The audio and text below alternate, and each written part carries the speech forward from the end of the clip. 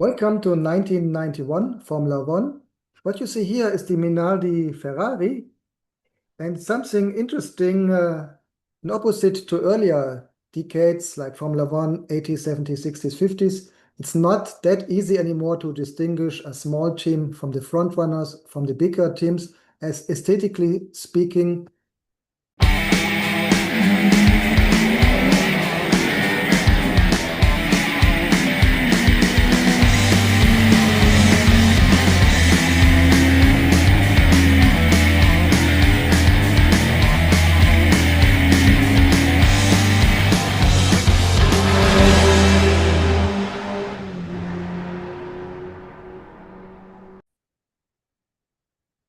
Hello, good morning, good afternoon, good evening, depending on what part of the day you're watching this new episode of Data-Driven Formula One. Today's topic, the 1991 Formula One season. Also, we will align that a little bit what happened in the world that year. Speaking about races, results, we will have a team where we have a special focus, not only to mention always the first three positions in the race. And I think that's it. Let's start and delve into the season. Welcome to Data-Driven Formula One 1991. What happened the year? Just some points. First, we had the dissolution of the Soviet Union. The USSR officially collapsed on December 26 that year, marking the end of the Cold War and reshaping global politics, at least for decades. Then, unfortunately, Gulf War, Operation Desert Storm, January, February the year, saw a US-led coalition liberate Kuwait from the Iraqi occupation, setting the stage for future Middle East conflicts as the Second Gulf War and so on. Also, South Africa's apartheid reform. Nelson Mandela was elected president of the African National Congress, the ANC, and apartheid laws began to be dismantled, leading this to eventual release from prison. World Wide Web goes public. Tim Berners-Lee introduced the World Wide Web to the public, revolution, communication, and information sharing. I remember first we had pages from the different universities. Then first companies, the big players came to. We had services like GeoCities, and only later social media, etc., etc. But World Wide Web went public in 1991. Music entertainment, Nirvana's famous Nevermind album was released, defining the grunge area and practically finishing 80s glam, posing, rock, etc. At the movies, Terminator 2, Judgment Day, and Beauty of the Beast became iconic films. I remember, especially, of course, Terminator 2, which up to today gets discussed when we speak about trustworthy AI systems and the risks coming from AI systems. What have been interesting this season in Formula One? We had the debut of three quite famous figures. First, the debut of Mika Häkkinen at Lotus. Michael Schumacher joined first Jordan, and we come to this particular circumstances later in this episode of Data-Driven Formula One, and then later he switched to the Benetton team. And also Alex Zanardi, he replaced Michael Schumacher non-directly at the Jordan team. Also interesting maybe how had been computer video games in this time. We didn't have yet the annual Formula One games for the PlayStation, but with Grand Prix we had first time a simulator. It was published first in 91 for the Amiga system, the Commodore Amiga, and only 1 year later on the PCs. Interesting here, it's you see cockpit view, and so yes, it was a simulation, but it wasn't officially licensed by Formula One, so you don't have the teams, the names, etc. inside this game. But the first time you had a simulation of your favorite sport, at least if Formula One was your favorite sport. As mentioned this year, something new, something different. We will discuss one team and its results. We have always a big heart for the teams, a little bit down the ranking. So this year we will have a focus on the Minardi team, which once had a Ferrari engine in 91. So this year we will see the Minardi Ferrari M191 and its drivers, Pierluigi Martini, who drove all the season long, Gianni Morbidelli, who had been replaced in the very last race by Roberto Moreno, who came from the Jordan team. Let's start. First race, US, Phoenix, victory by Ayrton Senna, then Alain Prost. So we have the rivalry continuing, at least in the first race, even though Alain Prost this year is starting like last year for Ferrari. Then third position, another Brazilian driver, Nelson Piquet. Interesting, fastest lap by Jean Alesi. And where had been our two Minardi drivers, Pierluigi Martini, in general the number one in the team, ninth position, while Gianni Morbidelli retired. As mentioned, we saw the debut of later champion Mika Häkkinen. Then we traveled south, Interlagos, Sao Paulo. Again, victory for Ayrton Senna. Second place, Riccardo Patrese. And then Gerhard Berger as the second McLaren driver. Again, well, not again for Minardi. Similar position, this time Gianni Morbidelli on the 8, while Pierluigi Martini had to retire. From there, we went to the first European race to Italy, even though we are speaking about the Grand Prix of Imola. Same person on the first position, Ayrton Senna, then Gerhard Berger and JJ Leto. The great result in their home country for Minardi, fourth position, important points, as you know, regarding the points you get for the next season support by the FIA, important for your to cover your costs, logistics costs, etc. So important points early in the season for Minardi, fourth position for Pierluigi Martini, while Gianni Morbidelli retired. As always, the first three races are good to have the first conclusions. I mean, it's quite obvious, 3 victories for Ayrton Senna. So we may assume, same as last year, he will be the number one contender for the championship. From one small country to another, Grand Prix of Monte Carlo, of Monaco, sorry, in Monte Carlo, again victory for Ayrton Senna, then Nigel Mansell, and again a strong Jean Alesi. The Minardi's 12th position for Pierluigi Martini, and Gianni Morbidelli again had to retire. We jump back to the North American continent, Montreux for the French speakers.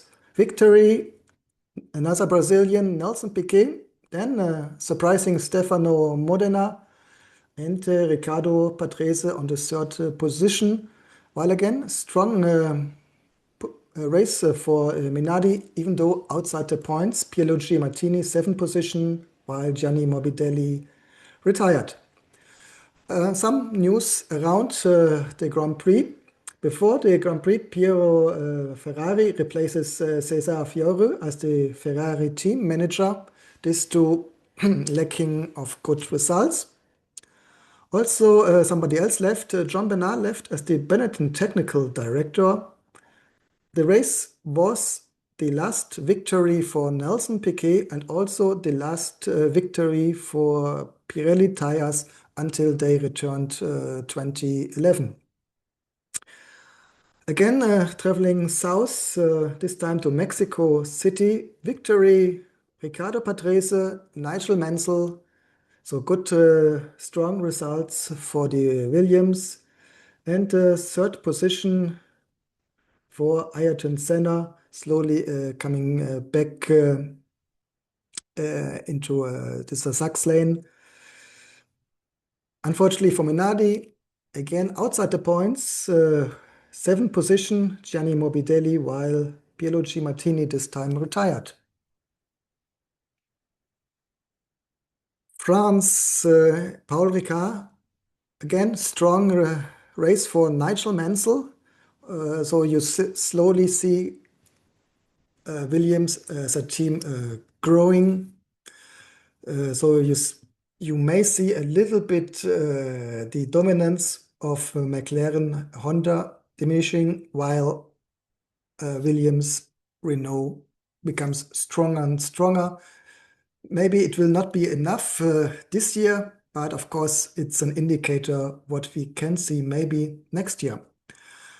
Alain Prost, strong result this time for Ferrari with the two new team manager, and Ayrton Senna, important points, third position for him.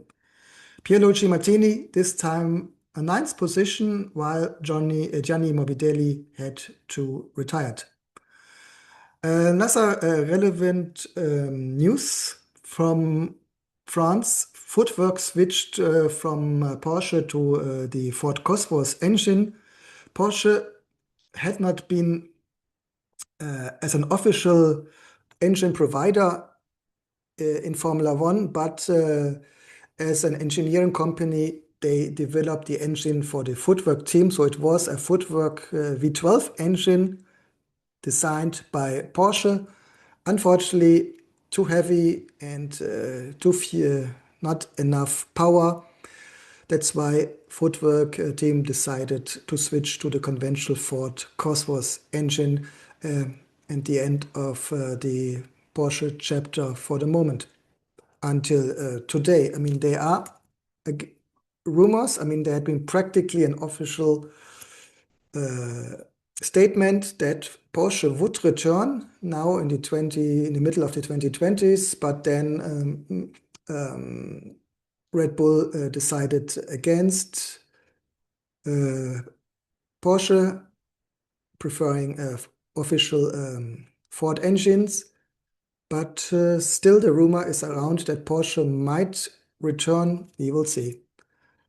And also, Ferrari finally introduced their 91 car, the 643. As the earlier races, they still used the earlier 642, which they also used in the 90 season. Silverstone, British Mansell Mania could celebrate another victory for Nigel Mansell, then Gerhard Berger, McLaren, and Alain Prost on the Ferrari. Ayrton Senna wasn't able to finish due to fuel, I think, if I remember it right. And this is another point we still see in the 1990s in the beginning. Sometimes drivers didn't see the checkered flag as they not had enough fuel in their tank, as fuel was restricted. So we still see this last 1-2 laps. People had to park their cars somewhere, and it was still allowed in these times that they can get a taxi by one of the successful drivers. So here we see on the photo, for the case you are following us on YouTube Music or Spotify in the video version. So here you see, I think it's Mansell bringing back Ayrton Senna to the pit. Hockenheim Ring, Germany, again, strong Nigel Mansell Second position, Riccardo Patrese on the second, Williams and Jean Alesi on the third position. Both Minardis, sorry, Morbidelli and Martini retired, so didn't finish the race. Interesting news. Johnny Herbert at this time was driving in Formula One for Lotus and also at the same time still driving in Japanese Formula 3000. And due to his contracts, the priority was on Formula 3000. So German driver Michael Bartels replaced him at the Lotus team. And this was also the second time in a row. You saw the photo from UK. Ayrton Senna ran out of fuel shortly before the end of the season. Of course, Ayrton Senna not very happy about it. I think slowly we see in 91 the harmonious relation between Ayrton Senna and McLaren Honda comes to an end, meaning he would stay at McLaren due to missing opportunity. But I think this was the time Ayrton Senna slowly thought it would be necessary for him to switch to Williams if he wants in the future win again titles. 91 continues. Hungaroring, a very small curvy ring. You can compare it a little bit with Monaco, even though it was not a street course but a designed racetrack. But similar than Monaco, here the driver is maybe more important than on the other races. So here the strongest driver, based on many opinions, Ayrton Senna won before the second Williams driver, Riccardo Patrese, and Nigel Mansell only on the third position. Also, for Minardi, not that successful results. Gianni Morbidelli 13th, while Pierluigi Martini retired from the race.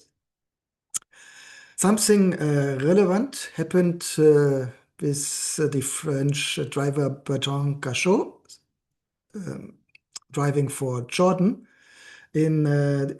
Already the year before, in 1990, he used CS gas in self-defense during a road rage incident in London, which important here in France, due to my legal understanding, the usage in self-defense of CS gas is allowed. In the UK, not. Due to this, he became convicted and jailed for 18 months, so he missed a crucial race. Fans and drivers campaigned for his release, but unsuccessful, so Jordan had to look for a replacement and found it in the person of Michael Schumacher, and you may say the rest is a legend. So, of course, he impressed, and with this move to Formula One, and due to this advanced his career. Gachot later called prison a meaningful experience. In later years, he would return to Formula One, but without a bigger success. So, 91, the Belgian Grand Prix, Spa-Francorchamps, victory for Ayrton Senna. Second, Gerhard Berger. Third, Nelson Piquet. 12th position for Pierluigi Martini, Indy Minardi, and Gianni Morbidelli had to retire. Michael Schumacher was very strong in the qualifying, but then not lucky in the race. I mean, he only finished few laps, but again, the qualifying result was very impressive. That's why he would switch from Jordan to Benetton. Italy, Monza, the Temple of Speed, victory, Ayrton Senna. So you see, finally, Senna got his mojo back. Another victory for him, important for the title. Second position, Alain Prost, and third, Gerhard Berger. Ninth position for Gianni Morbidelli. So we see also Minardi is advancing again. Unfortunately, Pierluigi Martini, the number one driver, retired.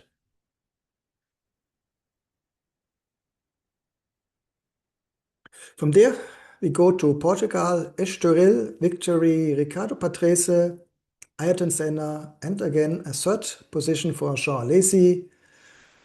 Again, very strong result for Minardi, fourth position for Pierluigi Martini, and a ninth position for Gianni Morbidelli. Italian shoe designer Andrea Sassetti bought the struggling Coloni team, and so next year we would not see anymore Coloni, but the Andrea Moda team, and of course, this is worth a special episode. Nigel Mansell had been disqualified for a wrong pit stop, so no points for him, which of course was another relevant circumstances for the title decision. From there to Spain, Barcelona. Now everything went right for Nigel Mansell, victory for him. Then Alain Prost and third position for Ricardo Patrese. The Minardis both again finished the race, but not on good position. Third place for Martini, 14th for Morbidelli. Frustrated driver Pedro Chaves from Portugal refused to step back in the Coloni cockpit, and Alex Zanardi replaced Roberto Moreno at Jordan. Moreno switched first from Benetton to Jordan as Michael Schumacher joined Nelson Piquet there. And so Moreno went to Jordan, but wasn't very successful. So the highly talented Alessandro Zanardi replaced him at Jordan. Suzuka, Japan victory for Gerd Berger, a local favorite, Ayrton Senna, second position, third, Nigel Mansell, both Minardis retired. This was also the last race for Alain Prost at Ferrari, and also this was the decision Ayrton Senna could defend his Formula One driver's title. Speaking a little bit about what happened with Alain Prost this weekend, Ferrari terminated his contract due to his repeated public criticism of the team's car, even though, if I'm correct, this was not officially stated. I think it was not stated at all why they terminated the contract, but of course, there had been rumors that Ayrton Senna, Alain Prost was not very happy with the performance of the car. He should have mentioned somewhere that the car behaved like a truck, something which up to today Alain Prost declined to have ever said. So, but still the rumor is around that he said this, and this was the reason for termination the contract. But there was not officially mentioned the reason for terminating, and also Alain Prost is declining that he made this comparison. This interesting fun fact at here. This was already the second time that a French driver was replaced in the season for unknown circumstances at Ferrari. Last time it happened to Patrick Tambay in 1984. Australia, Adelaide, victory for the champion Ayrton Senna. Second place, Nigel Mansell. Third place, Gerd Berger. The Minardis only a 16th place for Roberto Moreno, who replaced Morbidelli. Not surprisingly, I mean, if you come as a complete new driver to a team, it's difficult to be competitive right in the very first race. Something which showed Michael Schumacher at Jordan, which he showed at Benetton, But again, Michael Schumacher was, of course, one of the biggest names in the sports, besides Ayrton Senna, Manuel Fancho. But let's say for a normal driver, quite difficult to be competitive quite in the first race. Why Moreno found a place at Minardi? The easy reason, Johnny Morbidelli, who was also the Ferrari test driver that season, if I'm correct, makes sense. Minardi had a Ferrari engine, so he could earn relevant experience while driving the Minardi. So Morbidelli replaced Alain Prost at Ferrari, while Alex Zanardi, as mentioned, joined Jordan. Benetton did not renew the contract with Nelson Piquet because he was quite expensive. I remember he was driving with success fee, meaning the more points, the more money. And having a talent as Michael Schumacher uh, uh, made the management at Benetton understand that they do not need the expensive Piquet as they had the talent Michael Schumacher, who seemed to be already at that time be faster than Piquet. Final race weekend for Coloni. As mentioned, we will see the team next year as Andrea Moda, at least in the pre-qualification. Nigel Mansell crashed in lap 16 and due to this had been sent to hospital and could not participate at the podium, as after the race he went directly again to the hospital. Okay, that's had been the races. Have a look at the cars. First, the Constructors' Championship title. No surprise here. McLaren Honda winning with 139 points. Mostly thanks to Ayrton Senna, because the gap to Williams Renault wasn't very big, just 14 points. So we see slowly the dominance the dominance of McLaren Honda is going away, while Williams and Renault might become the next big thing, maybe already next year. Disappointing. Ferrari 55.5 points. Benetton with the official Vox Ford engine 38.5, a complete different engine than the Cosworths, which are used, for example, by the Jordan team. Then we see next places Tyrrell Honda, Minardi Ferrari, Dallara Judd, Lotus Judd, Brabham Yamaha, Lola Ford, Leighton House, Ilmor with still 1 point and without any points. Ligier Lamborghini, Lambo Lamborghini, AGS Ford, Fondmetal Ford, Footwalk Ford, Footwalk with the Porsche engine before, and Coloni Ford. The winning car, the McLaren Honda with the iconic Marlboro livery and a very beautiful aesthetic. You see very aerodynamic as all cars in this year, but still without all the different wings on the left, on the right, at the end, at before. So an aesthetic, minimalistic, aerodynamic design we see in the beginning of the 1990s, and the car really looks fast. And it was the McLaren MP4/6. The Tyrrell 020 also quite successful this year in brown due to its black, like also aligned with its main sponsor Braun. Williams FW Frank William 14, also in the classic livery they had in this year's yellow, blue, white, red. Very beautiful car, very fast car, and very near to win the title. Not yet, maybe next year. Footwalk FA12, this is the earlier version, still with the Porsche engine.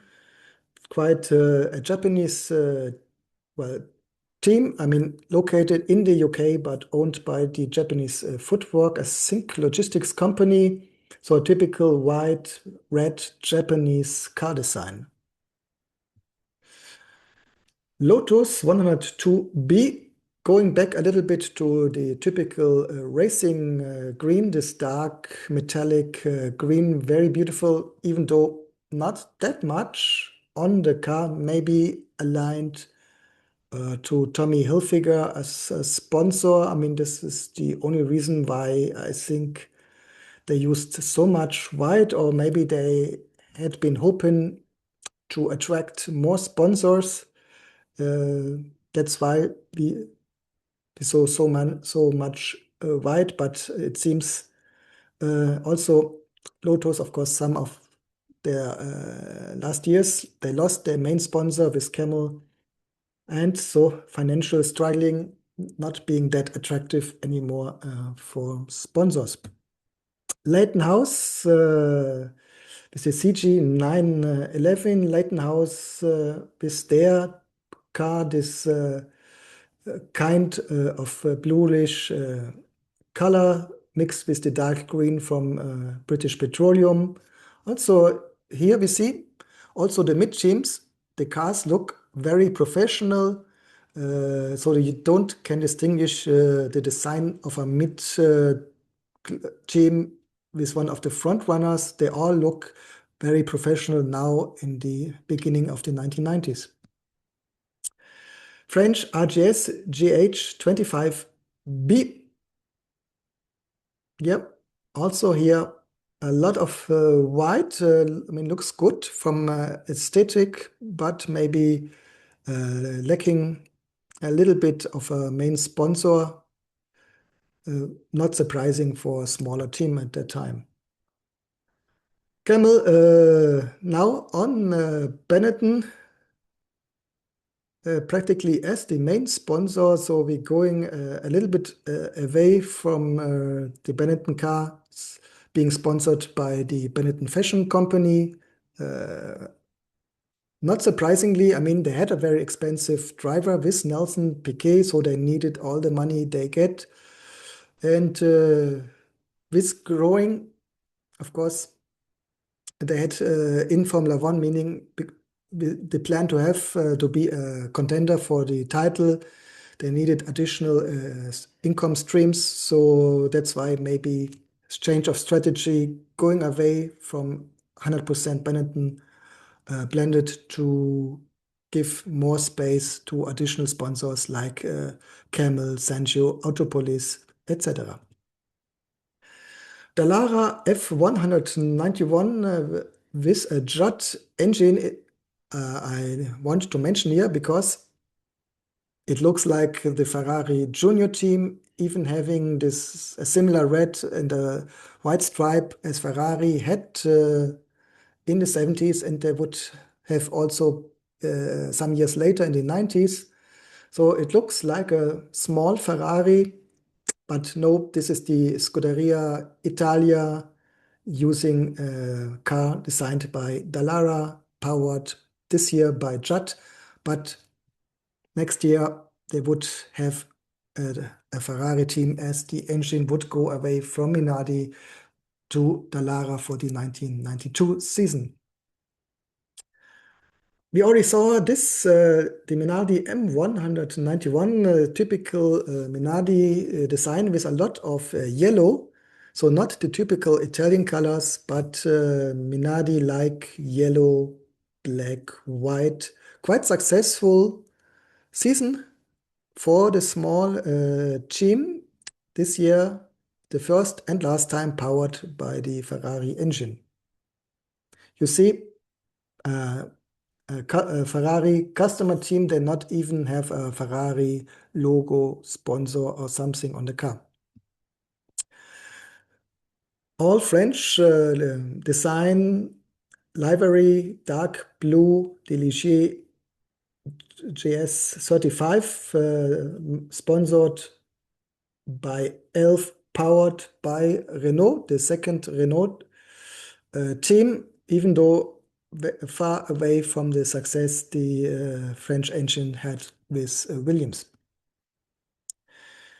And here the Ferrari 643, as said, not the strongest competitor this year from Maranello, even though it looks fast.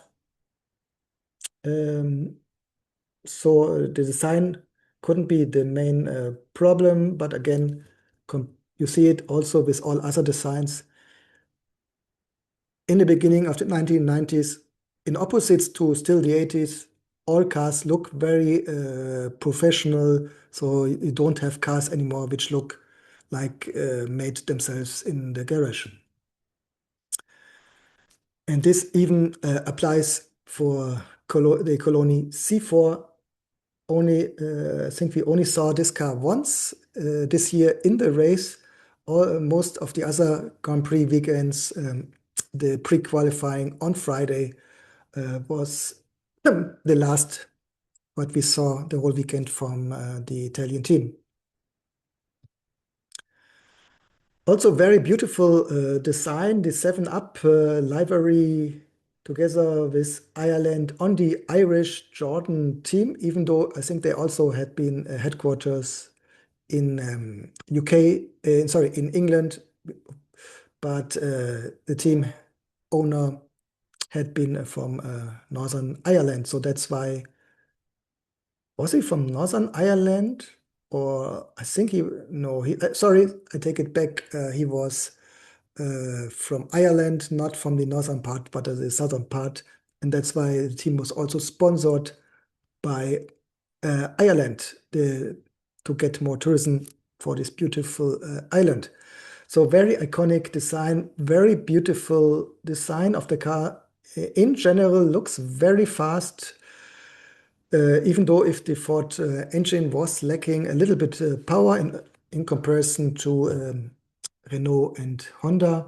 So this car you see in Cologne at the Michael Schumacher private collection, a free museum where you see the different Formula One cars which Michael Schumacher drove in his career, starting from this Jordan, including the Benetton, as you see in the background, the different Ferraris, and at the end also the Mercedes, as you see here in the background. So if you are in the Cologne area, a big recommendation for you, free of entrance, beautiful museum.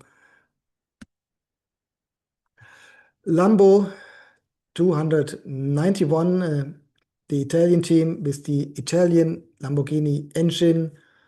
Interesting design. You see it a little bit different if you see it directly from the front. Unfortunately, also here, not overly successful. Is this from the cast, from the machines, to the humans, to the drivers? Ayrton Senna, last title for him in the age of 31 with the McLaren Honda. A strong Nigel Mansell and Riccardo Patrese, both on Williams. Interesting and different than today. In the 2020s, the age of the drivers in average was not much, but was higher than today. So you see people in the end of 30s still competing for the titles. Then Gerhard Berger on the fourth position. Only then Alain Prost with the Ferrari not finishing the season for the discussed reasons. Nelson Piquet, quite expensive driver, but also quite successful with the Benetton Ford. Then Jean Alesi, now for Ferrari. And very strong year for Stefano Modena at the Tyrrell team. We spoke about Modena in our special episode about superstition because he was quite superstitious. Besides this, also quite introvert person. That introvert that even don't have a photo to show you. As we discussed many times in the past, the photos we show you here are images where we have license, where we're allowed to show you. That's why Stefano Modena is blank. Of course, you can find photos of him if you look around a little bit in the internet. Also, strong results for Andrea de Cesaris in the Jordan on the ninth position. Okay, that's all for nearly the legacy. What we can say about this year, um, and I already underlined it. I think we see the Michelin dominance fading away of McLaren, Honda as a team, even though Ayrton Senna, thanks to his individual skills, could still defend the title. But would it be enough to repeat this the next season? I mean, yeah, of course, you can Google it, or you can wait until we published our 92 season. Also, we saw, of course, the problems of Alain Prost at Ferrari, and of course, we had the interest a lot of important youngsters. Mika Häkkinen, champion later, and Michael Schumacher, champion later, and of course the highly talented Alex Zanardi, uh, which, as you may remember, had a lot of tragic incidents up to today, but this we will discuss in a special episode much later, as he just started his career at Jordan. Okay, that's now really all. I hope you enjoyed this episode. If yes, please give it a like. Please follow us on YouTube, Spotify, or YouTube Music for the video version. If you're only able to listen, you have our audio versions on all podcast catchers. If you are into music, have a look on our data-driven F1 mixtape, music inspired by drivers, by teams, by Formula One. And also, I know, just to mention, this is not a physical album, no vinyl, no CD. It's a playlist. So from time to time, we may add additional songs if we find something. So if you have listened to it maybe 1 year ago, now it is different. You may like to check this again. Okay, that's all. See you next time. Bye bye.